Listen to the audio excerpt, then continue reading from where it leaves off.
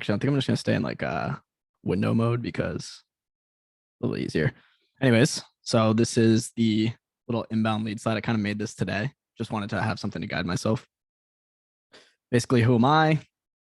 6 months ago or 6 years, I've been doing. I was an IT specialist in the Army National Guard. Now I write tweets for a living. Upgrade. Reminder: this is to get inbound leads. This isn't to help you close the leads. You can reach out to Ben for the lead closing. So for inbound leads, it's really 3 content pillars. And this is kind of what I use for both myself and all of my clients. Kind of use the same 3 core strategies when it comes to content and inbound leads. So number 1, so you want to provide like a nauseating amount of value for free. And JK kind of summed it up really well in a recent tweet. He basically said, highly recommended, a free lead magnet with an unreasonable amount of value, give everything away for free. What that means is you are giving away almost the exact frameworks and strategies that you are giving for your service, and you're giving them away for free. Package them up into a Google Doc, a Notion, whatever, and send it out as an auto DM. And this works really well for me specifically. And these are just some examples that I've done. I created these really long, drawn out swipe files for both LinkedIn and Twitter. And I just gave them away for free as auto DMs. And what that is I'm literally giving away people all of the tweet frameworks and models and swipe files that I use to write the content for them. And I'm doing that knowing beforehand that my target audience is founders and CEOs, 6 and 7 figure guys who aren't even going to have the time to implement this. So I'm just giving it away for free.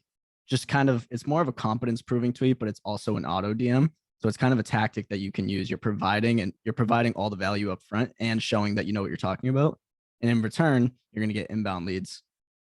Now, actually, this is just, I threw this in here last minute. It's funny. I did an auto DM with my client last week that got 1,000 leads. It was a VSL value video just on the framework of their offer. And it got 1,000 retweets, which was 1,000 people watching their VSL, which turned into 1,000 leads, which is really sick.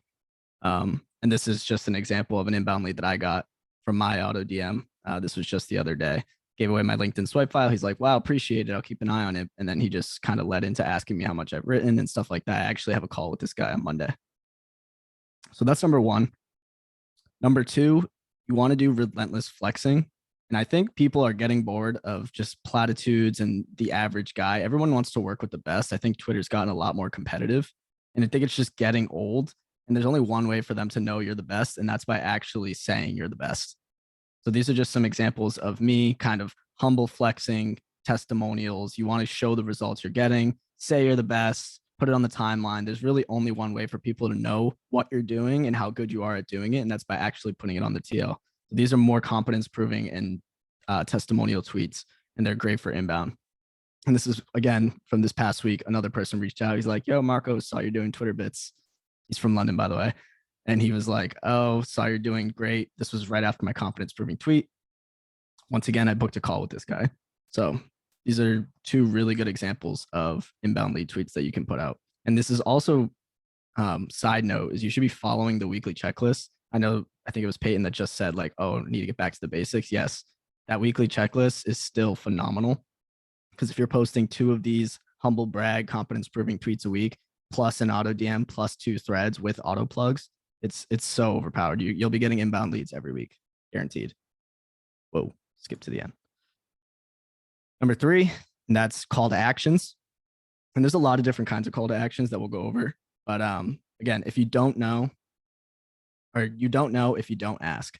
So you're getting new followers every single day, and not everybody that follows you is seeing every tweet you make. So it's important to know that, I'm going to go to this one, you will get bored of your message before your audience does. So keep repeating yourself. Like, here's a great example.